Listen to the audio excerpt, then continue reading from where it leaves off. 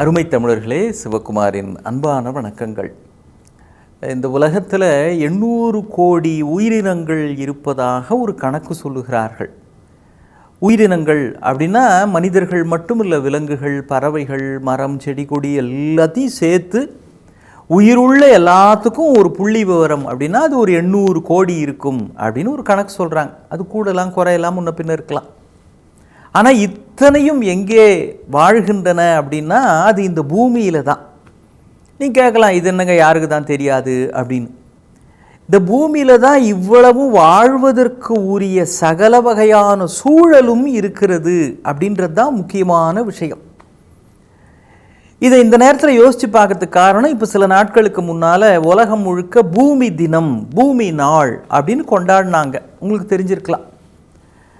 பூமிக்குன்னு ஒரு குறிப்பிட்ட நாள், பூமியினால தான் நம்ம ஒவ்வொரு நாளும் இங்கே இருக்கிறோம். ஆனால் பூமிக்கு அப்படின்னு ஒரு நாளை ஒதுக்கி இந்த பூமியினுடைய முக்கியத்துவம் என்ன அப்படின்றத நம்ம எல்லாரும் புரிஞ்சுக்கணும் அப்படின்றத அந்த துறை சார்ந்த அறிஞர்கள்லாம் ரொம்ப வலியுறுத்தி சொல்கிறாங்க. சில முக்கியமான நிறுவனங்கள்லாம் ஒரு விளம்பரம் செய்வாங்க, எங்களுக்கு வேறு எங்கும் கிளைகள் இல்லை அப்படின்னு. அதான் நாங்கள் தான் ஒரிஜினல், எங்கள் பேரை சொல்லி ஏமாத்துறவங்க இருக்கலாம் உங்கள் ஊர்லெல்லாம், அதெல்லாம் நம்பாதீங்க, எங்களுக்கு வேறு எங்கும் கிளைகள் இல்லை அப்படின்னு. ஒரு அருமையான ஒரு புது கவிதை மாதிரி ஒரு வாசகம் ஒன்று படித்தேன். இந்த பூமி என்கிற விருட்சத்தை பத்திரமாக பார்த்து கொள்ளுங்கள். விருட்சம்னா மரம். பூமி என்கிற விருட்சத்தை பத்திரமாக பார்த்து கொள்ளுங்கள், காரணம் இதற்கு வேறு எங்கும் கிளைகள் இல்லை அப்படின்னு அந்த வாசகம் சொல்லுகிறது. அருமையான வரி. நாம் இந்த பூமி எனக்கு வேணாம், நான் இங்கே போய் வாழறேன் அப்படின்ற மாதிரியான வேற எந்த கோள்களும் இல்லை, இது வரைக்கும் கண்டுபிடிக்கப்படவில்லை. இருந்தாலும் அங்கே போகிறதுன்றதெல்லாம் எவ்வளோ தூரம் சாத்தியம் அப்படின்னு தெரியல. அப்போ நாம் வாழ்வதற்கு தேவையான சகல வகையான இயற்கை விஷயங்கள், காற்று, குடிதண்ணீர், அப்புறம் மரங்கள், செடிகள், கொடிகள், பல்வேறு வகையான மூலிகைகள், சரியான தூரத்தில் சூரியனிடம் இருந்து இருத்தப்பட்ட இடம். அதில் இருத்தப்பட்ட இடம் இந்த பல 9 கிரகங்கள் இருக்குது இல்லைங்களா, கோள்கள். இதில் பூமி தான் சூரியனிடமிருந்து சரியான தூரத்தில் சுற்றிக்கிட்டு இருக்கு. ஒரு வினாடிக்கு 1674 கிலோமீட்டர் வேகத்தில் சுற்றுது அப்படின்னு ஒரு கணக்கு சொல்கிறாங்க. அது சுற்றி வருகிற அந்த தூரம் இருக்கிறதே, அது சூரியனுக்கும் பூமிக்கும் இருக்கிற இடைப்பட்ட தூரம் ரொம்ப ரொம்ப சிறப்பாக அமைஞ்சிருக்குதா. ஏன்னா ஒரு 5 கிலோமீட்டர் இப்படி தள்ளி போகுதுன்னு வச்சுக்கோங்க சூரியனிலிருந்து, அவ்வளோதான், இந்த பூமியை உறைந்து போய்விடும் பனியில். ஒரு 5 கிலோமீட்டர் உள்பக்கமாக போகுதுன்னு வச்சுங்க, சூரியனை நோக்கி போச்சுன்னா பூமியை தீ பிடிச்சிருமா. அப்போ அந்த சூரியனிடமிருந்து வருகின்ற அக்னி, அந்த வெப்பம் நம்மை பாதுகாக்கக்கூடிய ஒன்றாக, பயிர்கள் செழித்து வளரக்கூடிய ஒன்றாக, உயிர்கள் வாழக்கூடிய ஒன்றாக, இதற்கெல்லாம் பொருத்தமான வகையிலே அந்த தூரம், இடைவெளி நிலைநிறுத்த பெற்றிருக்கிறது. அதிலிருந்து கொஞ்சமும் மாறாமல் இந்த பூமி வருகிற அளவிற்கு அதனுடைய வேகம், அதனுடைய திறன், அதனுடைய ஆற்றல், அதனுடைய வளம் அனைத்தும் அமைந்திருக்கிறது. நான் இவ்வளோ பெருசாக சொல்கிறதுக்கு என்ன காரணம் அப்படின்னா, அண்மையில் ரீல், பிரிட்டனிலிருந்து மார்டின் ரீல் அப்படின்னு ஒருத்தர் அருமையான ஒரு கருத்து சொல்லியிருக்கிறார். இந்த பூமி உருவாகி கிட்டத்தட்ட 45 மில்லியன் ஆண்டுகள் ஆகிறது.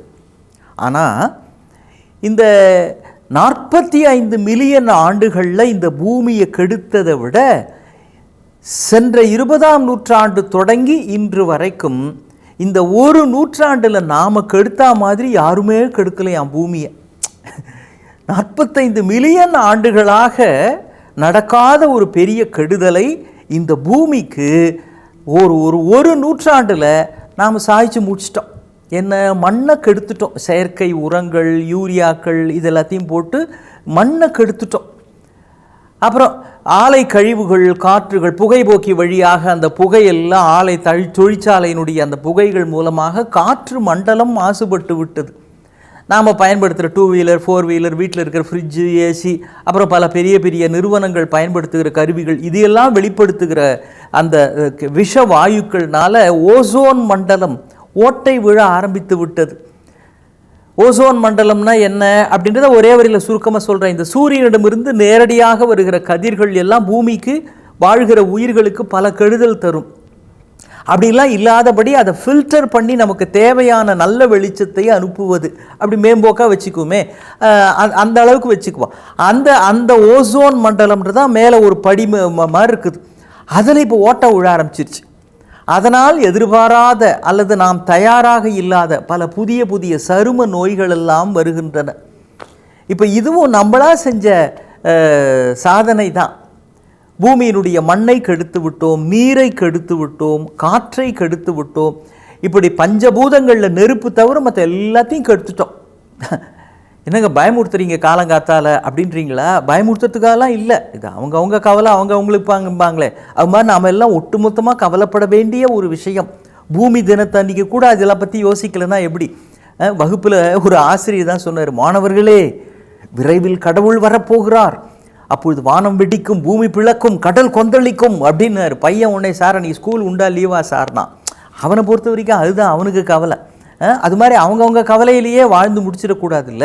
நாம் எல்லோரும் சம்பந்தப்பட்ட விஷயங்களை பற்றியும் கவலைப்பட்டே ஆக வேண்டும். அதில் ஒன்று இந்த பூமி.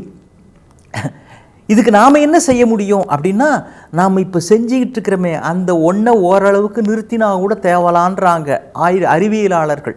என்னது? அது லேசுப்பட்ட விஷயம் இல்லை, ஆனால் அது ரொம்ப லேசாக தான் இருக்கும். என்னன்றீங்களா?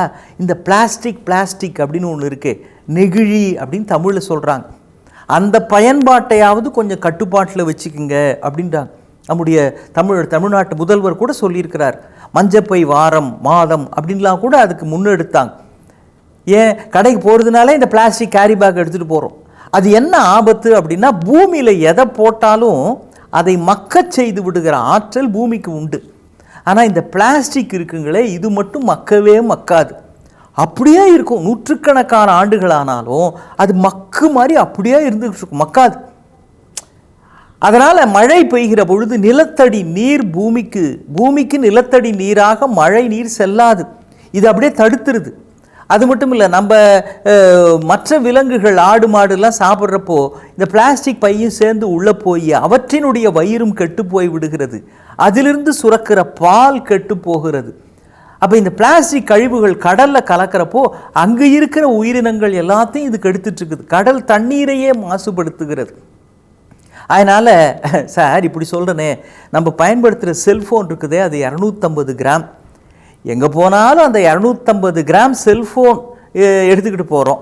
ஒரு 30 கிராம் இருக்கிற ஒரு மஞ்சப்பை எடுத்துகிட்டு போகக்கூடாதா?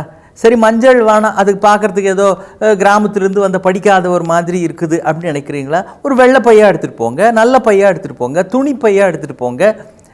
இந்த பிளாஸ்டிக் பை என்பது மிக மிக ஆபத்தை வரவழைக்கக்கூடியது பூமியை பொறுத்த வரைக்கும் அப்படின்னு அறிவியலாளர்களெல்லாம் நமக்கு சொல்லுகிறார்கள்.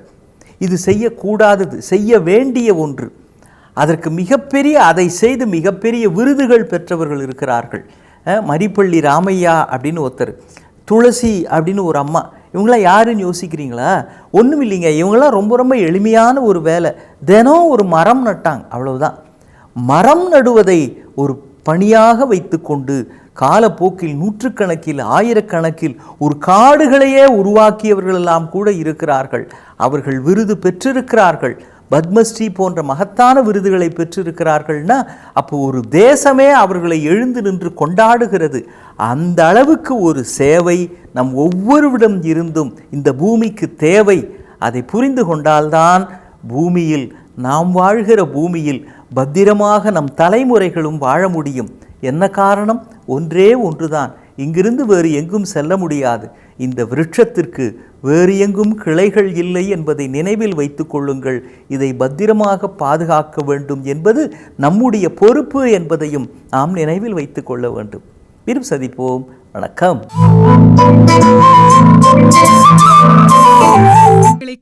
சன் லைஃப் சேனலை சப்ஸ்கிரைப் பண்ணுங்க.